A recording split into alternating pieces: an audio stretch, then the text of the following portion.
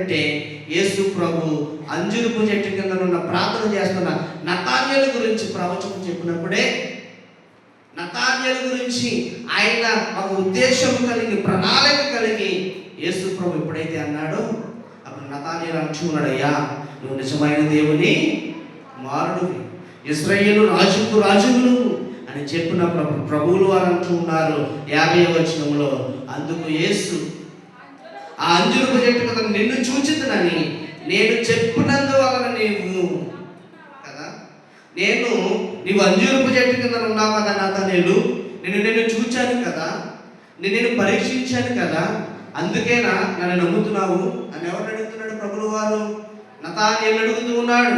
అప్పుడు నతాన్యేలు ఏం చెప్తున్నాడో తెలుసా? ఒకసారి మనం చూద్దాం. వీటికంటే గొప్ప కార్యములు చూద్దామని అతనితో చెప్పాను. యేసు ప్రభువులు గారు అంటూ ఉన్నారు నతాన్యేలుతో, ఇది ఇంకా చిన్నదే, ఇంకా ముందు ముందు అనేకమైన కార్యాలను చూడాలి, అనేకమైన సంఘటనలను చూడాలి అని చెప్పినప్పుడు అప్పుడు అంటున్నాడు, గొప్ప కార్యములు చూద్దామని ఎప్పుడైతే నతాన్యేలుతో ప్రభువులు వారు అంటూ ఉన్నారో అప్పుడు ఆయన అంటున్నాడు, మరియు ఆయన మీరు ఆకాశం తెరవబడటికి దేవుని దూతల మనుషు కుమారుడు పైన ఎక్కుటకు దిగుటయు చూద్దురని మీతో నిత్యముగా చెప్పుచున్నానని నేను దేవుని స్తోత్రం చెప్తాం అందరూ. హల్లెలూయా. యేసు ప్రభువులు గారు అంటూ ఉన్నారు, నతాన్యేలు నీవు ఈ చిన్నదానికే నన్ను దేవుని కుమారుడు పిలుస్తున్నావే, నన్ను ఈ చిన్నదానికే నేను నిజమైన దేవుని కుమారుడు అని అంటున్నావే, ఇంకా నీవు అనేకమైన గొప్ప కార్యాలు నీవు చూడాలి, ఇంకా అనేకమైన గొప్ప సంఘటనలు నీవు చూడాలి. అందుకే అంటున్నాడు యేసు ఒక అద్భుతమైన మాట చెప్పాడు కదా నతాన్యేలుతో, ఏమని? ఆకాశం తెరవబడుతుందంట. ఏమవుతుందండి? ఆకాశం తెరవబడుతుందంట. దేవుని దూతలు మనుషు కుమారుని మీద ఎక్కుతారు, దిగుతారు, మీరు చూస్తారు. ఎందుకంటే పాత నిబంధనలో మనం చూస్తే యాకోబు కన్న కళ మనకు గుర్తొస్తూ ఉంటుంది. యాకోబు ఒక కళ వస్తుంది పాత నిబంధనలో, ఏంటంట? యాకోబు ఇచ్చిన ఎక్కినట్టు యాకోబుకి ఎప్పుడైతే కళ వస్తుందో అదే సాదృశ్యంగా దేవుడు నతాన్యేలుతో చెప్తున్నాడు. ఏమన్నా తెలుసా? ఆకాశము తెరవబడినప్పుడు, ఈ భూమి మీద మనుషులందరూ కూడా ఆయన ఆత్మను కుమ్మరించినప్పుడు, ఈ భూమి మీద మనుషులందరూ కూడా దేవుని ఆర్భాటంతో ఎదుర్కొంటారని అక్కడ యేసు ప్రభువులు వారు అక్కడ తెలియజేస్తున్న మాటను మనం చూడవచ్చు. ఎందుకంటే ప్రియమైన దేవుని బిడ్డలారా, 12 మంది శిష్యుల్లో మత్తయి సువార్త 10వ అధ్యాయంలో కూడా ఒకసారి మనం చూస్తే ఇక్కడ మనకి యొక్క రకంగా కనబడుతూ ఉంటుంది. ఒకసారి చూద్దాం. మత్తయి సువార్త 10వ అధ్యాయంలో 3వ వచనాన్ని ఒకసారి మనం చూస్తే, అతని సహోదరుడు యోహాను, ఫిలిప్పు బర్తలోమయి తోమా, సుంకరి అయిన మత్తాయి, అల్ఫయి కుమారుడు యాకోబు, తద్దైన మారు పేరు గల లెబ్బాయి, కానానీయుడైన సీమోను ఆయనకు అప్పగించిన ఇస్కరియోతు యూదా. ప్రియమైన దేవుని బిడ్డలారా, మనము ఈ యొక్క అధ్యాయాన్ని ఒకసారి మనం గమనించినట్లయితే యేసు ప్రభు శిష్యులందరిలో కూడా ఒక్కో చరిత్ర ఉంటుందని చెప్పాను కదా. అంటే ఎందుకు చరిత్ర ఉంటుందో తెలుసా? యేసు ప్రభును ప్రేమించిన శిష్యులందరిలో కూడా ఒక్కొక్క మనస్తత్వాన్ని, ఒక్కొక్క మనసు ఎరిగిన దేవుడు కాబట్టి ఒక్కొక్క రీతిగా ఒక శిష్యుని ప్రేమించడం జరిగింది. అయితే ఇక్కడ అంటూ ఉన్నాడు, ఇక్కడ నతాన్యేలు అనగా మనం చూస్తే దేవుడు లోకానికి కనబడకుండా ఈ నతాన్యేలు ఎందుకు పిలిచారంటే నిష్కపటమైన వాడు. యేసు ప్రభు శిష్యులందరిలో కూడా నిష్కపటమైన ఎవరైనా ఉన్నారంటే అది ఎవరు? నతాన్యేలు. అందుకే అంటూ ఉన్నాడు. మళ్ళీ మన యొక్క అధ్యాయం మనం చూస్తే యోహాను సువార్తలోనే ఆయన కొరకు అనేకమైన సంఘటనలు రాయించబడి ఉన్నాయి, అనేకమైన మరి సంఘటనలు అక్కడ ఉన్నాయి. అందుకే అంటున్నాడు ప్రభువులు వారు, యోహాను నిజంగా యోహాను సువార్తలో తెలియజేసిన ఈ యొక్క పేరు అర్థం ఏంటంటే మరి నతాన్యేలు అనగా నిష్కపటమైన వాడు. ఈయన నిజంగా ఇశ్రాయేలీయుడు అని పేరు ఎందుకు వచ్చిందంటే ఆయన చేసిన ప్రార్థన అంజూరపు చెట్టు కింద చేసిన ప్రార్థన ఎవరికి నచ్చిందో తెలుసా? దేవునికి నచ్చింది. ప్రియమైన దేవుని బిడ్డలారా, మనం అనుకోవచ్చు మనం ప్రార్థన చేస్తే ఎక్కడెక్కడో కార్యాలు జరుగుతాయని, ఎక్కడెక్కడికో వెళ్తే మనకి ఏదో జరుగుతుందని చాలా మందికి మూఢనమ్మకాలు ఉండవచ్చు. కానీ నతాన్యేలు ఎక్కడ ప్రార్థన చేసుకున్నాడండి? ఒక అంజూరపు చెట్టు కింద ఉన్నాడు. నతాన్యేలు ఏ దేశానికి వెళ్ళలేదు, నతాన్యేలు ఏ రాష్ట్రానికి ఏ మందిరానికి వెళ్ళలేదు, ఎక్కడో ఏదో జరుగుతుందంట అని పరిగెట్టలేదు. ఆయన విశ్వాసము ఒక అంజూరపు చెట్టు కింద ఉన్న విశ్వాస జీవితాన్ని ఆయన ఏర్పాటు చేసుకున్నాడు. దేవుడు అతన్ని అనేక విధాలుగా అనేక రకాలుగా మరి నతాన్యేలుని దేవుడు ఆశీర్వదించాడని మనం చూడవచ్చు ప్రియమైన దేవుని బిడ్డలారా. ఎందుకంటే దేవుడికి నతాన్యేలుకి ఉన్న సంభాషణ ఏంటంటే ఏకాంతముగా ఆయన ప్రార్థన చేసుకునేవాడు, ఏకాంతముగా దేవునితో ఉండేవాడు, ఏకాంతంగా ఎప్పుడు కూడా దేవునికి మంచి జ్ఞానాన్ని కలిగి ఆయన నడుచుకున్నాడు. కాబట్టి నతానీయుల పట్ల దేవుని యొక్క ఉద్దేశము అక్కడ మనకి కలిగిన వాటిగా మనం చూడవచ్చు. ప్రియమైన దేవుని బిడ్డలారా, ఎందుకంటే అనేక మంది శిష్యుల్లో అపోస్తలుడైన తోమా గారు భారతదేశానికి వచ్చి అంత సాక్షుడయ్యాడని మనం చూడవచ్చు. అపోస్తలుడైన పేతురు గారు మరి తలకిందులుగా వేలాడని మరణాన్ని అప్పగించుకున్నాడు. ప్రియమైన దేవుని సంఘం అనేక మంది శిష్యులను మనం చూడవచ్చు. దేవుడి కొరకు పోరాడిన యోధులే అనేక మంది మరణించారు. ఎందుకంటే ఈ నతాన్యేలుని బర్తలోమయ అని కూడా పిలుస్తారు కదా. యేసు ప్రభు శిష్యుల్లో కూడా బర్తలోమయ అనగా ఈయనకి పెట్టిన పేరు ఏంటంటే నతాన్యేలు. ఇరువురు కూడా ఒకటే, ఈ బర్తలోమయనే మళ్ళీ నతాన్యేలని పిలుస్తున్నారు. ఎందుకంటే దేవుని కొరకు ఏర్పాటు చేయబడ్డాడు కాబట్టి, దేవుని కొరకు మరి ఆయన ప్రత్యేకించబడ్డాడు కాబట్టి. మనం మత్తయి సువార్త కానీ, మార్కు సువార్త కానీ, లూకా సువార్త కానీ మనం చదివితే ఆ 3 సువార్తలో కూడా యేసు ప్రభు శిష్యులకి ఈయన పేరు బర్తలోమయనే కనబడుతుంది. కానీ యోహాను సువార్తలోకి మనం వచ్చినట్లయితే ఈయనకి ఇంకో పేరు ఏంటండి? నతానీయేలు కదా. బర్తలోమయకు ఉన్న మరొక పేరేంటి? నతానీయేలు అనే పేరు పెట్టబడింది. ఎందుకంటే ఈయన శిష్యులందరిలో ప్రత్యేకమైన వాడు. ఈ శిష్యులందరిలో కూడా ఎవరంట? ప్రత్యేకమైన వాడు. అదే అధ్యాయం ఒకసారి 43వ వచనం మనం చదివితే, మరునాడు ఆయన గలిలయకి వెళ్ళగోరి ఫిలిప్పును కనుగొని నన్ను వెంబడించమని అతనితో చెప్పాను. ఫిలిప్పు బెత్సైదా వాడు అనగా ఆంద్రేయ పేతురు అనువారు పట్టణపు కాపురస్తుడు. ఇక్కడ యేసు ప్రభు మరి ఒక వ్యక్తిని కనుక్కున్నాడు. నతానీయేలునే కాకుండా ఫిలిప్పు కూడా దగ్గరికి వెళ్ళాడు. ఏమనంటే యేసు ప్రభు గలిలయ అన్న ప్రాంతానికి వెళ్ళినప్పుడు అక్కడ ఒక వ్యక్తి ఉన్నాడు. ఆ వ్యక్తి ఎవరంటే ఫిలిప్పు. ఆ ఫిలిప్పు ఎవరంటే నన్ను వెంబడించమని యేసు ప్రభు అంటూ ఉన్నాడు. నన్ను వెంబడించమని చెప్పినప్పుడు ఫిలిప్పు బెత్సైదా వాడు అనగా ఆంద్రేయ పేతురు ఆ ఇద్దరు పట్టణపు కాపురస్తుడు. అయితే 45వ వచనం మనం చూస్తే, ఫిలిప్పు నతానీయేలును కనుగొని ధర్మశాస్త్రంలో మోషే ప్రవక్తను ఎవరి గురించి రాసులో ఆయన కనుగొంటిమి కదా. ఇక్కడ దేవుడు నతానీయేలునే కాదు, ఫిలిప్పును కూడా ఏర్పాటు చేసుకున్నాడు. ఈ ఫిలిప్పును కూడా దేవుడు ఏమన్నాడో తెలుసా? నన్ను వెంబడించమన్నప్పుడు వెంటనే ఫిలిప్పు ఏం చేశాడంట? వెంటనే యేసు ప్రభుని వెంబడించాడు. అయ్యో నేను రాను ప్రభా, మీరెవరు, నాకు మరొక పనులు ఉన్నాయి కదా. ప్రియమైన దేవుని బిడ్డలారా, ఏదైనా మరి కూడికలు జరిగినప్పుడు, ఏదైనా చిన్న చిన్న గృహాలు కానీ సంఘాలు కానీ చిన్న చిన్న కూడికలు జరిగినప్పుడు చాలామంది మనం మరి వెనకబడతాం, రాము కదా. ఎవరో వచ్చారు అంటారు, నిద్ర వస్తుంది అంటారు, ఎవరో బంధువులు వచ్చారు అంటారు. కానీ ఇక్కడ గలిలయ ప్రాంతానికి వెళ్ళినప్పుడు ఫిలిప్పును రమ్మన్నట్టునే దేవుని వెనకాల వెంబడించిన వాడుగా మనం చూడవచ్చు. ఈరోజు నతానీయేలు జీవితాన్ని దేవుడు మన ముందు ఎందుకు పెట్టాడంటే, ప్రియమైన దేవుని బిడ్డలారా, ఆయన అంటూ ఉన్నాడు 47వ వచనంలో, యేసు నతానీయేలు తన ఎదుకు వచ్చి చూచినప్పుడు ఇతడు నిజముగా ఇశ్రాయేలుడే, నిజముగా ఇశ్రాయేలుడు, దుష్టుడు కాదు నతానీయేలు. ఆయనలో దేవుని యొక్క దుష్టత్వం దేవునిలో కనబడలేదు. ఆయనలో నచ్చిన నిజాయితీ ఏంటంటే ఒక అంజూరపు చెట్టు కింద ఉన్న ప్రార్థన చేస్తున్న వ్యక్తి ఈరోజు దేవుని కోసం పోరాట యోధుడిగా, దేవుని కోసం పనికొచ్చే మరి యోధుడిగా దేవుడు ఏర్పాటు చేసుకోవడం జరిగింది. అందుకే అంచి ఉన్నాడు, ఆయన నిష్కపటము కలిగిన వాడు, కపటము లేని వాడు అంటారు కదా. ఆయన ఎవరంట? కపటము లేని వాడు అంటారు. అందుకే అంటున్నాడు, ఇతను ఏ కపటము లేదని అతను గురించి సాక్ష్యం ఇచ్చింది ఎవరండి? ప్రభు అయిన యేసు ప్రభుల వారే. మరి ఇక్కడ నతానీయేలు గురించి సాక్ష్యం ఇచ్చింది ఎవరో కాదు, బయట వ్యక్తులు కాదు, శిష్యులు కాదు. ఎవరు చెప్పారు? ఇక్కడ ప్రభు అయిన యేసు క్రీస్తు ప్రభు వారే అంటూ ఉన్నారు. అతని యందు ఏ దోషమును నాకు కనబడలేదు, అతని యందు ఏ కపటమును నాకు కనబడలేదు కదా. మనుషులు మనం భూమి మీద నివసించినప్పుడు మనకి కూడా సాక్ష్యం చెప్పవలసింది ఎవరో తెలుసా? ఎవరండి? మనుషులు కాదు కదా. ఎవరంట? మన ఇంటి పక్క వారు కాదు, పెద్దలు కాదు, ఎవరు? దేవుడే చెప్పాలి సాక్ష్యం. ఈరోజు నా విశ్వాస జీవితంలో మన విశ్వాసులు మనము ఎలాంటి వారమో సాక్ష్యం ఇవ్వాల్సింది ఎవరంట? దేవుడే సాక్ష్యం చెప్పాలి.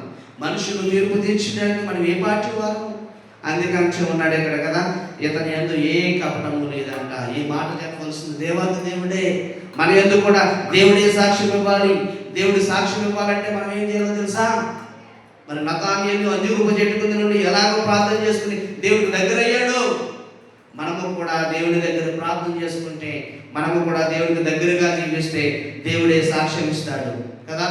మనం వారానికి ఆదివారం వస్తున్నాం అంటే కాదు, దేవుడి దగ్గర సాక్ష్యం పొందుకోవాలి అంటే దేవుడు నతానీయుల గురించి ఇతను ఏ కపటము లేదని సాక్ష్యం ఇచ్చిన దేవుడే.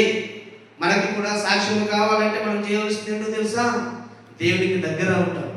దేవుడికి దగ్గర అవటం అంటే ఏంటి? దేవుడికి ప్రార్థన చేయడం, దేవుడి సన్నిధికి రావటం, దేవుడి కూడుకులు ఎక్కడ జరిగినా మరి హాజరవటం.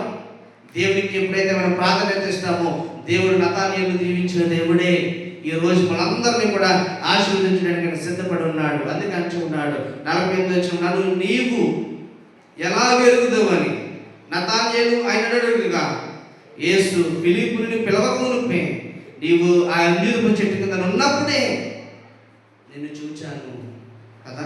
దేవుడు చూచాడంట నతానీయులు. ఎక్కడ? ఆయన ఏమి ధనవంతుడు కాదు, ఏ ప్రఖ్యాతలు లేవు ఆయనకి, మరి ఏమీ లేవు. కానీ దేవుడు ఒక అంజూరపు చెట్టు కింద ఉన్నప్పుడే ఆయన చూచాడంట. మనల్ని కూడా అండి ప్రియమైన దేవుని బిడ్డలారా, మనం ఏదో ప్రార్థన పరులకు, మనకు ప్రార్థన వచ్చు, ఎదుటికి రాదు, మనమేం చేస్తున్నాము భక్తి వారికి రాదనుకుంటే అది తప్పే. దేవుడు ప్రతి ఒక్కరిని కూడా సమానంగా చూస్తూ ఉన్నాడు. దేవుడు ప్రతి ఒక్కరిని కూడా ఆయన హెచ్చు తగ్గులు లేకుండా చూస్తూ ఉన్నాడు. ఈరోజు దేవుడు నతానీయులను చూచిన దేవుడే ఈరోజు మనము కూడా నతానీయులు అంటుకున్నాడు, బోధకుడు నువ్వు నిజమైన దేవుడు అయ్యా, నువ్వు నిజమైన దేవుడు కుమారుడు అయ్యా కదా. ఎందుకు ఆ మాట్లాడుతున్నాడు యేసు ప్రభువు వారు నతానీయులు అంటే? ఆయన ఎప్పుడైతే నిన్ను ఫిలిప్పు పిలవకమునుపే నిన్ను చూచాను నేను, నువ్వు ఎప్పుడైతే ప్రార్థన చేస్తున్నావో, నువ్వు ఎప్పుడైతే దేవుని విషయాలను నేర్చుకుని నాతో నువ్వు సంభాషణ కలిగి ఉన్నావో అప్పుడే నేను ఎరిగి ఉన్నానని సాక్ష్యం ఇచ్చాడంటే ప్రభువు వారు. ఈరోజు నతానీయులు అంటున్నాడు, నీవు నిజమైన దేవుని కుమారుడు. ఈరోజు లోకములో అన్నిలు కూడా తెలుసుకోవాల్సింది ఏంటంటే నిజమైన దేవుడు అని మనం గుర్తెరగాలి. ఈరోజు నతానీయులు దేవుడని ఎలా చెప్పగలిగాడు? నిజమైన దేవుడని ఎలా చెప్పాడండి ఆయన? ఎందుకో తెలుసా? ఒకసారి చూడండి, చూస్తే అర్థమవుతుంది. వచ్చిన ఒకసారి 48 వచ్చిన చూద్దాం, చూడండి ఒకసారి. నన్ను నీవు ఎలా వెలుగుదావు అని నతానీయులను ఆయనను అడుగుగా కదా. అప్పుడు అంచుకున్నాడు, యేసు ఫిలిప్పుని పిలవకమునుపే నీవు ఆ అంజూరపు చెట్టు కింద ఉన్నప్పుడే నిన్ను చూచితినని ఆయనతో చెప్పాను. అప్పుడు నతానీయులు అంటున్నాడు ఏమనంటే, బోధకుడా నీవు దేవుని కుమారుడవు, ఇశ్రాయేలు రాజువు అని ఆయనకు ఉత్తరం ఇచ్చాను. అందుకు యేసు, ఆ అంజూరపు చెట్టు కింద నేను చూచితినని నేను చెప్పినందువలన నీవు నమ్ముచున్నావా? వీటికంటే గొప్ప కార్యములు చూద్దువని కదండి.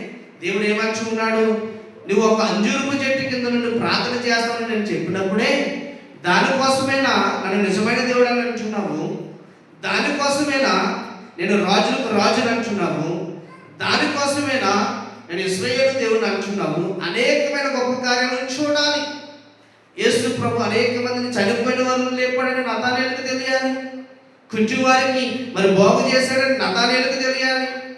అనేక మందికి చూపు లేని వారికి దేవుడు చూపునిచ్చాడని ఆయనకు తెలియాలి. అందుకని ఉన్నాడు, నీవు అనేకమైన గొప్ప కార్యాలను చూస్తావని, అనేకమైన గొప్ప మర్మాలను చూస్తావని యేసు ప్రభు ఆయనతో చెప్పినప్పుడు అప్పుడు అంటూ ఉన్నాడు, మరియు ఆయన మీరు ఆకాశం తెరవబడుటయు, దేవుని మనుషులు ఎలాగ దేవుని దూతలు మనుషు కుమారుని పైన ఎప్పుడైతే ఆకాశం తెరవబడుతుందో, దేవుని దూతలు ఆర్పాటంతోను ప్రధాన దూత శబ్దముతోను ఆయన ఎదుర్కోవడానికి మనం సిద్ధపడగలుగున్నామా? ప్రియమైన దేవుని బిడ్డలారా, ఈ రోజు ఒకసారి మనం ఆలోచించండి. ఒకసారి సిద్ధపాటు లేనిదే ప్రతి దానికి కూడా మనం సిద్ధపడుతున్నాం. అన్ని ఎక్కడికి వెళ్ళాలన్నా, ఎక్కడికి ఏ యొక్క మరి చోట్లకు వెళ్ళాలన్నా మనం సిద్ధపడుతున్నాం కదా. దేవుని ఆకాశం తెరవబడినప్పుడు, దేవుడు అనే ఒక దేవుని రోజు రాబోతున్నప్పుడు అది ఏ సమయాన ఏది ఏ రకంగా వస్తుందో తెలియదు, కానీ మనం కలిగి ఉండవలసింది ఏంటండి? సిద్ధపాటు కదా. సిద్ధపాటు అంటే ఏదో దేవుడు ఇప్పుడే మరి భూలోకాన్ని అంతం చేస్తాడని కాదు దీని అర్థం. దీని అర్థం ఏంటో తెలుసా? మన కుటుంబాన్ని రక్షించుకోవటం, మన కుటుంబాన్ని దేవుని సన్నిధికి మరి రాగలిగించడం, మన యొక్క కుటుంబాన్ని దేవుని సన్నిధిలో పెంచడం, మన యొక్క కుటుంబస్తుని దేవుని సన్నిధిలో బాప్తిస్మం తీసుకుని దేవుని దగ్గరికి నడిపించడం. ఇదే కదా అసలు సిద్ధపాటు. ఇంతకన్నా సిద్ధపాటు ఏదైనా మనకు ఉందా ప్రియమైన దేవుని బిడ్డలారా? అసలు సిద్ధపాటు అంటే ఏంటి? దేవుని సంఘానికి, దేవుని మందిరానికి అనేక మందిని రప్పించి దేవుని మందిరంలో అనేక మంది సాక్షులు ఎదుట, సమూహం ఎదుట దేవుని దగ్గర కూర్చోబెట్టినప్పుడు అప్పుడే కదా నిజమైన వారు మనసు అంటే మనకి ఏంటో తెలుస్తుంది. అప్పుడే కదా నిజమైన దేవుడు అంటే మనకి ఏంటో అర్థమయ్యేది. అప్పుడే కదా నిజమైన దేవుడు ఎవరు అని మన బిడ్డలు తెలుసుకునేది. ఈ రోజు ప్రియమైన దేవుని బిడ్డలారా, ఈ రోజు చిన్న చిన్న బిడ్డలు దేవుడు అంటే తెలియని వారు అనేక మంది ఉన్నారు. దేవుడు అంటే తెలియని ప్రజలు అనేక మంది ఉన్నప్పటికీ కూడా మనం చేయవలసింది ఏంటో తెలుసు, వాళ్ళందరినీ దేవుని కొరకు సిద్ధపడు కలిగి పెంచడం. అందుకని ఉన్నాడు ప్రియమైన దేవుని బిడ్డలారా. కీర్తన గ్రంథంలో ఒకసారి మనం చూస్తే, కీర్తన గ్రంథంలో ఒకసారి మనం చూద్దాం. చూడండి ఒకసారి 9వ అధ్యాయము 1వ వచనంలో భక్తుడైన దావీదు ఈ రకంగా నా పూర్ణ హృదయముతో. చాలండి ప్రియమైన దేవుని బిడ్డలారా, ఈరోజు దేవుడు మనకి ఇచ్చిన సమయాన్ని బట్టి, ఈరోజు దేవుడు మనకి ఇచ్చిన ఆధిక్యతను బట్టి ఈరోజు మనం ఏ హృదయంతో మనం దేవుని ఆరాధించాము ఒకసారి మనం ఆలోచించాలి. నేను ఈరోజు నా పూర్ణ మనసుతో దేవుని ఆరాధించగలిగానా? ఒకసారి మీరు అర్థం చేసుకోండి, పరీక్షించుకోండి మన జీవితాన్ని, మన యొక్క అడగండి దేవుణ్ణి. ఎందుకంటే నా పూర్ణ హృదయంతో నేను యెహోవాను స్తుతించేదని దావీదు భక్తుడు అంటున్నాడు. పూర్ణ హృదయంతో కదా, అంటే సగము హృదయంతో కాదంట. దేవుని మందిరానికి ఎలా వచ్చాడంటే దావీదు పూర్ణ హృదయంతో వచ్చాడంటే ఏమీ కూడా ఆయన యొక్క హృదయంలో ఏ పని పెట్టుకోలేదంట కదా. కొన్ని చోట్ల మనం వెళ్ళినప్పుడు సంఘానికి ఏదేదో పనులు పెట్టుకుని వస్తాం. చాలా మంది వస్తారు కానీ వెంటనే కాలు వేసుకుని వెళ్ళిపోయేవారు ఎంతోమంది ఉన్నారు ఈ రోజుల్లో కదా. దేవుడు కాలు కడగలేదు. దేవుడి సన్నిధికి మనం ఎలా రావాలి?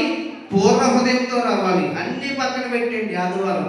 ప్రియమైన దేవుని పట్టులారా, దేవుడు అంటున్నాడు పూర్ణ హృదయంతో దేవుని మనము స్తుతించాలి కదా. అందుకే అంటున్నాడు యెహోవా నీ అద్భుత కార్యములన్నింటినీ కూడా నేను వివరించేదను. దేవుని కార్యాలు మనం వివరించాలంటే, అద్భుతమైన విషయాలు మనకు నేర్పించాలంటే మనం ఎలా ఉండాలంట? దేవుని సన్నిధికి పూర్ణ హృదయంతో మనము రావాలి. 10వ అధ్యాయంలో 1వ వచనం అంటున్నాడు యెహోవా నీవెందుకు దూరంగా నిలుచుచున్నావు? ఆపత్కాలంలో నువ్వెందుకు? ఏది మనం పూర్ణ హృదయంతో దేవుని మందిరానికి రాకపోతే దేవుడు ఏం చేస్తాడంట? మనకి దూరంగా నుంచి ఉంటాడంట. ఏం చేస్తాడండి?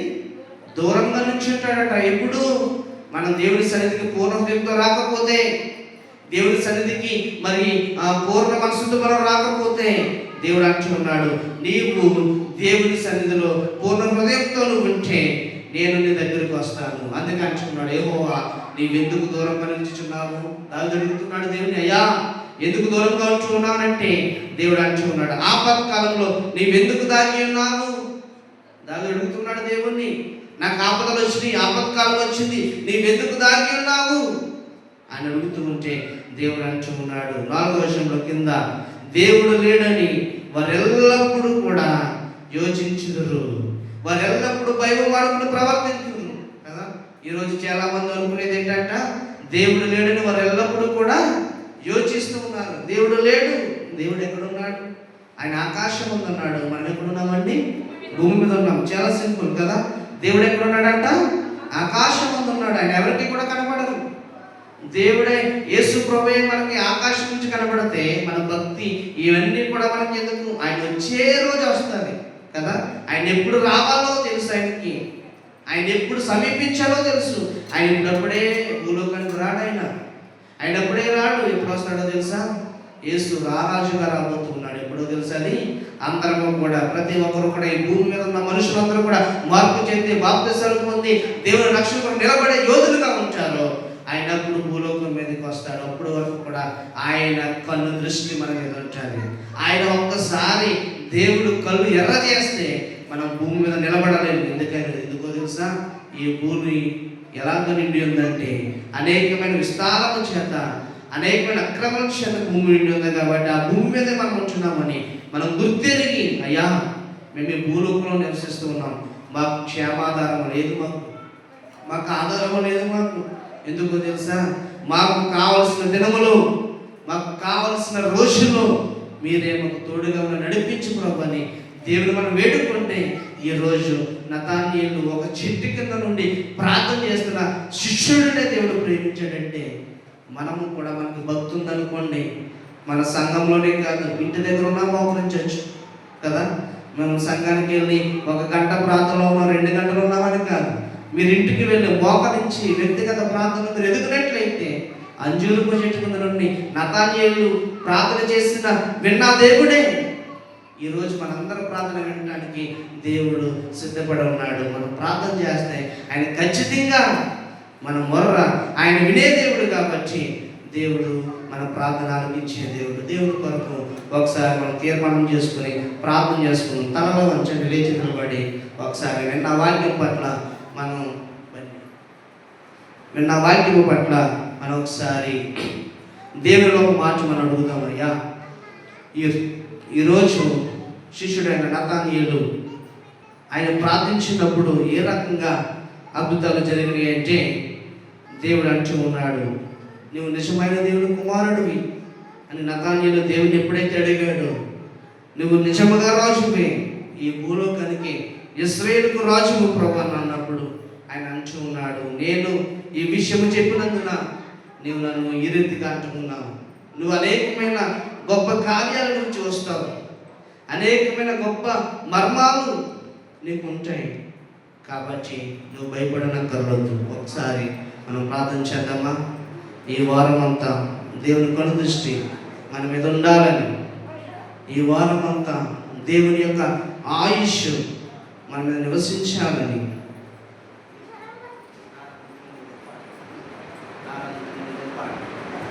దేవుని యొక్క కనుదృష్టి మన మీద ఉండాలని దేవునితో ఒకసారి మనం తీర్మానం చేద్దాం. నోరు విప్పుదామండి. ఎవరు కూడా మౌనంగా ఉండవద్దు. మనం మౌనంగా ఉంటే దేవుడు మన ప్రార్థన ఆలకించే దేవుడు కాదు. మనం మౌనంగా ఉండవద్దు. ప్రియమైన దేవుడి సంగమా, మనం మౌనంగా ఉంటే మన వ్యక్తిగత విషయాలు దేవుడికి ఎలా తెలుస్తాయి? కాబట్టి మనం ప్రార్థన చేయాలి. చేద్దాం. దేవా, నీవే ఉన్నావు తోడుగా, నీవే మాకు ఆధారంగా ఉన్నావయ్యా. నీవు లేకపోతేనైనా నాకు ఈ లోకంలో దిక్కేవరయ్యా. నేను నమ్ముకున్నాను కాబట్టి నిన్నే నేను నమ్ముకున్నాను అయ్యా. ఈ లోకంలో నాకు వేరే ఆధారం లేదు.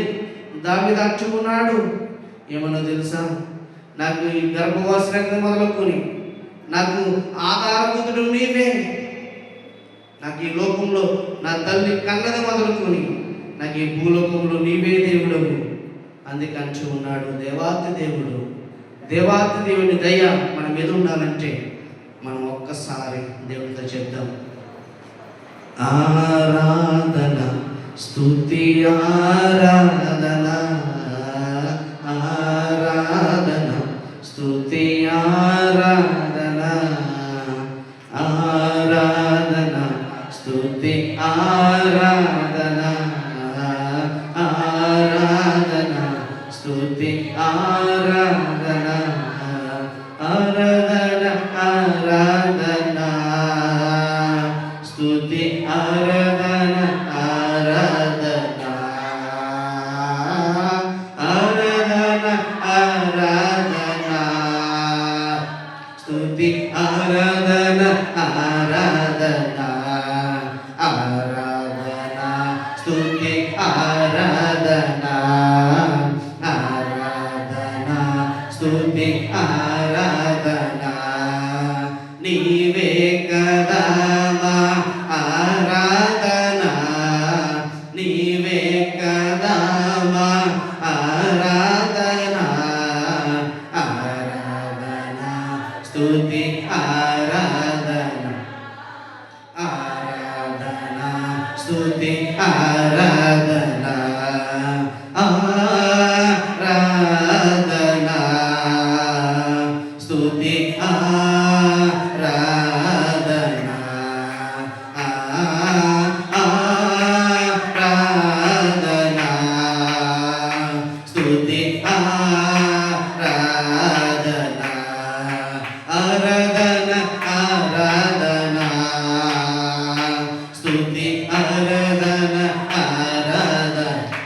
అందరం కూడా ఆరాధన ఆరాధన స్తుతి ఆరాధన ఆరాధన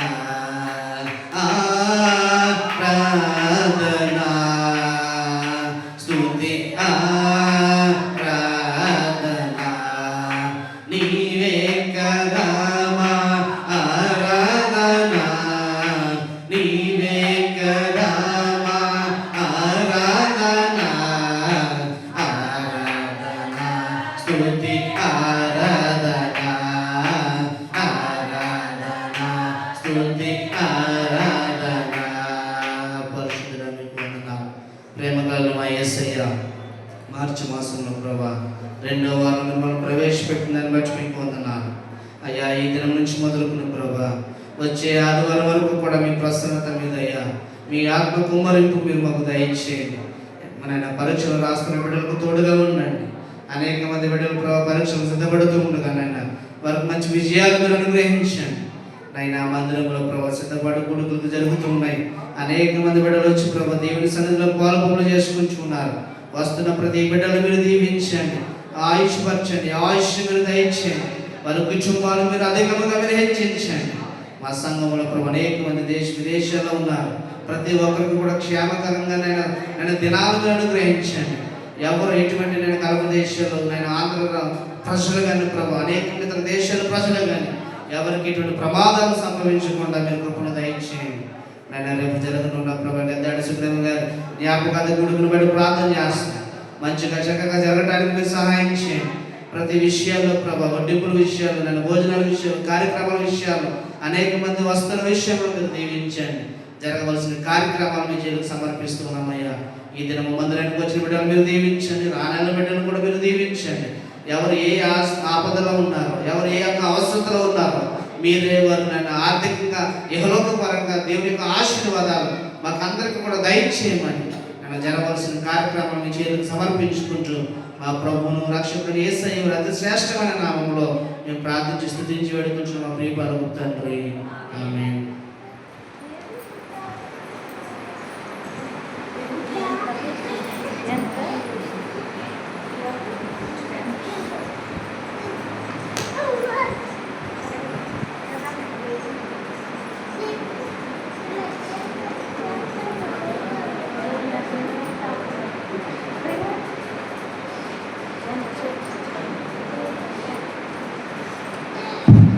ప్రభువునందు ప్రియమైన దేవుని బిడ్డలారా, గౌరవ మీ అందరి వందనాలు. దేవుని కృపను బట్టి మరి ఈరోజు యొక్క 2020 సంవత్సరంలో దేవుడు మనల్ని ప్రేమించి మరి చక్కగా మరి మనం ఓరించి దేవుడు మనల్ని ఎంతో మరి కాచి కాపాడాడు.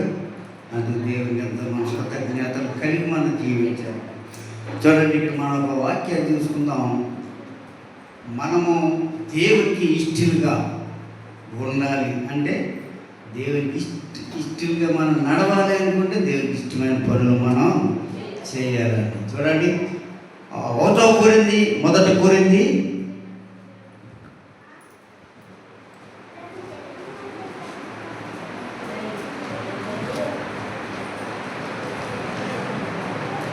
10వ అధ్యాయము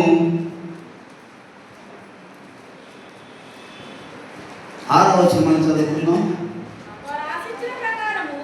వారు ఆశించిన ప్రకారము మనము చెడ్డ వాటిని ఆశింపకుండునట్లు ఈ సంగతులు మనకు దృష్టాంతముగా ఉన్నవి. జనులు తిరుటకును త్రాగుటకును కూర్చుండి ఆడుటకు లేచిరి. అవి వ్రాయబడినట్లు వారిలో కొందరు వల్లే మీరు విగ్రహారకులై ఉండకుడి, మరియు వారి వలె మనం వ్యభిచారింపగా ఎందుకు. వారిలో కొందరు వ్యభిచారించినందున ఒక్క దినమునే 23,000 మంది కూలిరి. ఆమేన్. చాలండి. ఇక్కడ ఇశ్రాయేలు ప్రజలు అహరోను మోసేని వ్యతిరేకించి మోసే గారు చెప్పిన మాటలు వినకుండా, దేవుని మాటలు వినకుండా అనేకమైన చెడ్డ వాటిని ఆశించారు. ఇశ్రాయేలు ప్రజలందరూ అని దేవునికి మాటకు లోపడకుండా అనేకమైన వాటి కోసం ఆలోచించారు. అందుకనే అరణ్యంలో ఇశ్రాయేలు చెడ్డ వాటి మీద ఆశ పెట్టుకున్నారు, ఆశపడ్డారు వాళ్ళు. అంతే ఇక్కడ దేవుడు ఇక్కడ చెప్తున్నాడు, మనము వేటి మీద ఆశ పెట్టుకున్నామో మనలను మనం ఒకసారి పరిశీలించుకోవాలి. దేవునికి స్తోత్రం. చూసారండి, అక్కడున్న ఆ యొక్క ప్రదేశం అంతా కూడా ఏమైపోయింది, అక్కడ ఆ విగ్రహారాధకులు ఉండకూడి అన్నాడు, ఉండకూడదు ఎవరో కూడను. మరియు వారి వల్ల మనము వ్యభిచారింపక యుద్ధము. వారిలో కొందరు ఎంతమంది చనిపోయారండి? 23,000 మంది ఒక దినాన్ని చనిపోయారు. దేవుడికి వ్యతిరేకంగా ఉన్నారు కాబట్టి దేవుడు గొప్ప పనిష్మెంట్ ఆ యొక్క ఇశ్రాయేలు ప్రజలకు ఇచ్చాడు. ఆ పాపాత్ములందరూ దేవుడు ఒకసారి నశింపజేసేసాడు. ఎందుకు నశింపజేసాడంటే దేవుని మాట వాళ్ళు వినందున, దేవుని మాటకు వాళ్ళ లోపడలేదు, విగ్రహారాధన చేస్తూ వాళ్ళు పూజించుకుంటూ అనేకమైన రీతుల్లో తిరిగారు. ఒక్క రోజున 23,000 మంది స్త్రీలను దేవుడు హతమార్చేసాడు. దేవునికి స్తోత్రం. మనము అటువంటి వాటిని కూడా ఆశించకూడదు. మనం ఏం చేయాలంటే, ఎందుకంటే ఇక్కడ అరణ్యంలో ఇశ్రాయేలు చెడ్డవాటి మీద ఆశించారు కాబట్టి వాళ్ళ జీవితము నాశనం అయిపోయింది. ఇప్పుడు ఆ దేవుని బిడ్డలారా చూడండి, ఇక్కడ యోహాను సువార్త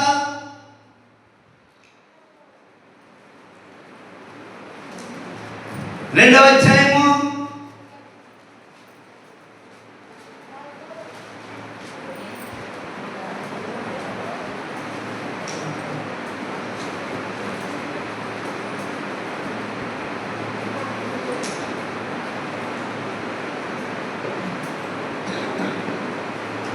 15-16 చదువుకున్న చూడండి.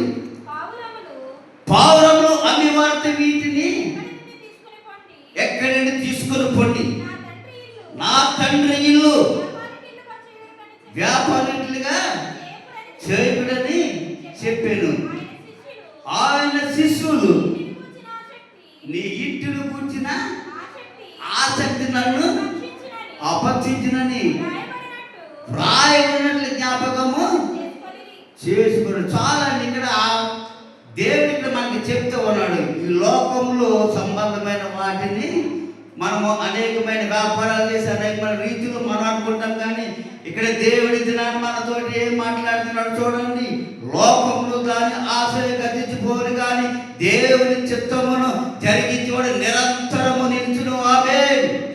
ఏం జరిగించాలని మన దేవుని చిత్తము నిరంతరము నిలుస్తుంది. అది ఎందుకంటే లోకమును ప్రేమించొద్దు అంటున్నాడు. అందులో దేవుని ప్రేమించకూడదు మనం. ఎందుకంటే మరి దేవుడు అంటే ఉన్నాడు, ఏమంటున్నాడు బైబిల్ మనకి అక్కడ తెలియపడుతూ ఉండదు. ప్రియ దేవుని బిడ్డలారా, లోకము గతించిపోతుంది, అన్ని ఏమి ఉండదు లోకంలో. కానీ నిలిచేది ఏంటంటే మన దేవుని వాక్యము, దేవుని ప్రేమ, దేవుని అష్టాల కింద దేవుని మనల్ని భద్రపరచండి మనం చూసుకోవాలి. ప్రియ దేవుని బిడ్డలారా, ఎందుకంటే ఈ విగ్రహాలు అనేకమైన రీతిలో మనకి ఇక్కడ కనబడుతూ ఉన్నాయి. ప్రియ దేవుని బిడ్డలారా చూడండి, ఇక్కడ మనం చూసుకుంటే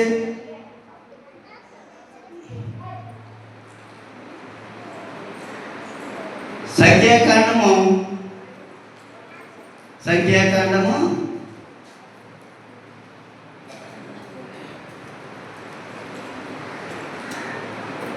14వ అధ్యాయము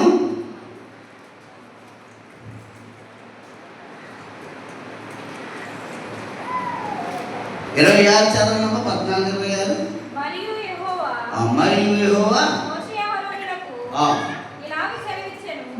యెహోవా మోసే అహరోనులకు ఇలాగ సెలవిచ్చెను, నాకు విరోధముగా సరుగుచుండు ఈ చెడ్డ సమూహమును నేనెంత వరకు సహించవలెను. ఇశ్రాయేలీయులు నాకు విరోధముగా సరుగుచున్న సరుగులను వినియున్నాను. నీవు వారితో యెహోవాకు ఏదనగా నా జీవము తోడు మీరు నా చెవులో చెప్పినట్లు నేను నిశ్చయంగా మీ ఎడల. చాలండి. ఇక్కడ ఏం చెప్పాడంటే దేవుడు చూడండి, మరియు యెహోవా మోసే అహరోనులకు ఇలాగ సెలవిచ్చెను, నాకు విరోధముగా సరుగుచుండు ఈ చెడ్డ సమూహమును నేను ఎరుగుదును. నన్ను ఎవరైతే సరుగుడుతున్నారో చెడ్డ ప్రవక్తలను అందరినీ ఎరుగుదును. అందుకని అన్నాడు, ఈ చెడ్డ సమూహమును నేనెంతవరకు సహిస్తాను. చూసారండి, దేవుడికి అక్కడ ఎంత కోపం వచ్చిందో. ఈ చెడ్డ సమూహం ఎంతవరకు నేను సహించాలి ప్రియా దేవుని బిడ్డలారా అని దేవుడు చాలా ఉగ్రత ఆయన చూపిస్తూ ఉన్నాడు ప్రియా దేవుని బిడ్డలారా. అటువంటి ఉగ్రతకు కూడా ఎవరు కూడా మనం గురవ్వకూడదు. ఎందుకంటే దేవుడి మాట మనము వినాలి ప్రియా దేవుని బిడ్డలారా. ఆ దేవుని మాట మనం విన్నట్లయితే మరి ఇక్కడ ఇజ్రాయేల్ కలిగినట్లుగా దేవుడు మనల్ని చెయ్యడు. ఏం చేస్తాడంటే దేవుడు మనల్ని గొప్ప జనాంగా దేవుడు మనల్ని చేస్తాడు. ఎందుకంటే ఈ యొక్క జీవితంలో మనం చూసుకుంటే అనేకమైన విషయాలు మనకి ఇక్కడ కనబడుతూ ఉన్నాయి ప్రియా దేవుని బిడ్డలారా. మనం చూసుకుంటే చూడండి, ఇక్కడ ఒక విషయం మనకి కనబడుతూ ఉన్నది.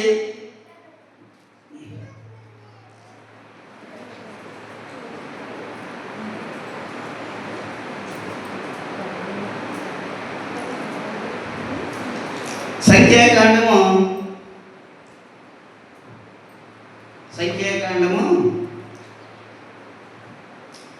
23వ అధ్యాయము